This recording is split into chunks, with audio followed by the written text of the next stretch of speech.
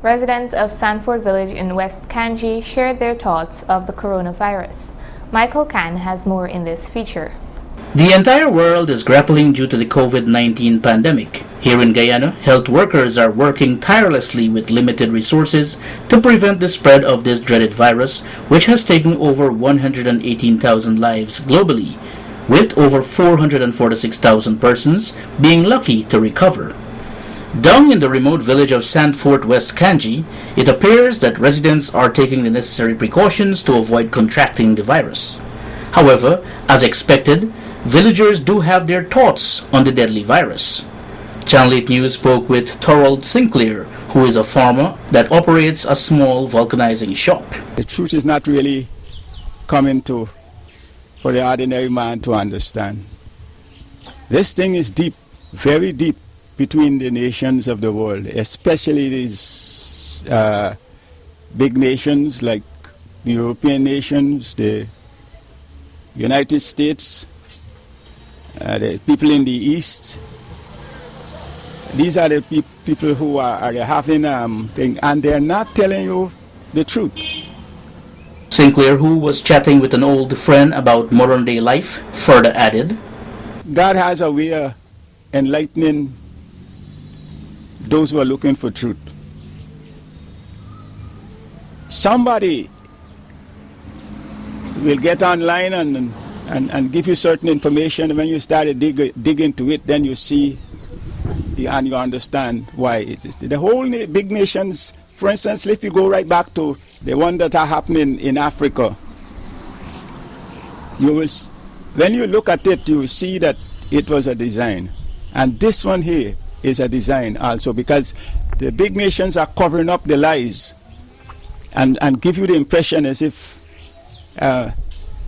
this thing is happening from some virus strain around and things. They are the ones who are looking after these things, and they are the ones who are supposed to come out and be humble and tell the people the truth, because a lot of people are dying. The veteran farmer noted that he is willing to assist his fellow villagers and anyone in need of citrus and local plants to make immune-building tea. Right now, Guyana is having that same problem that the United States and other nations are having. But I sincerely believe, because I trust in the creator of this universe, and I know that how they wanted the impression they want to give you about him is devilish.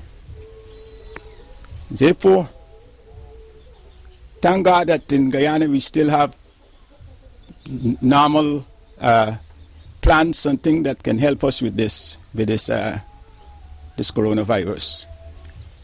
And I'm whatever I know that can help, and I'm sharing it. Further down in the village, this reporter met Yulin David, a community activist who is also overseas based. I am happy to be back home, because where I was in England, the pandemic is rifling through the country. And I am happy that at home here it is just going apace, taking its time. And I'm glad that the government is doing what it's doing, and in order to restrict the spread of this coronavirus.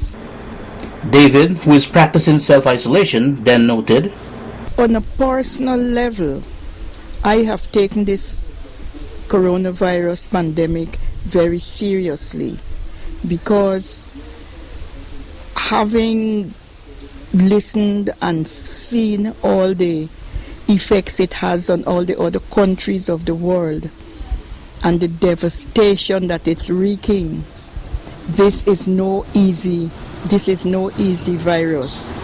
And I think everyone should take it very, very seriously and adhere to all the precautions of social distancing, personal hygiene, hand hygiene, and cough restrictions, we should all take it very seriously.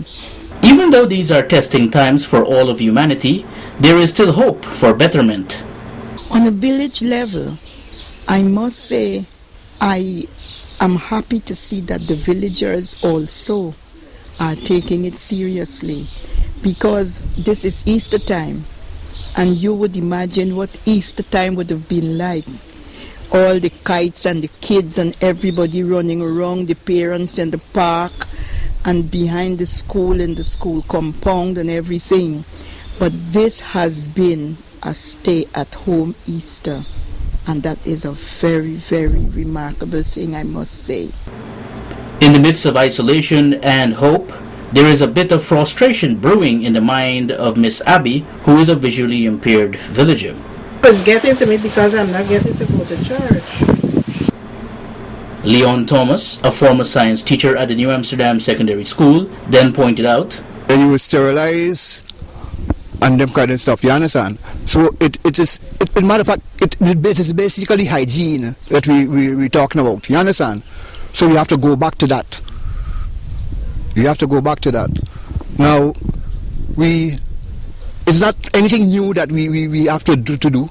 It's just the basic necessities of life. Yeah? Thomas also noted, "It hasn't done anything to enhance our progress. You understand? It is retrograding us at present." life in the village, like anywhere else, will not be easy for those who are employed in New Amsterdam and other areas in the county of Berbice. But one thing for sure is that farming will remain the main economic activity in the village that has a vibrant health center. Michael Khan, Channel 8 News.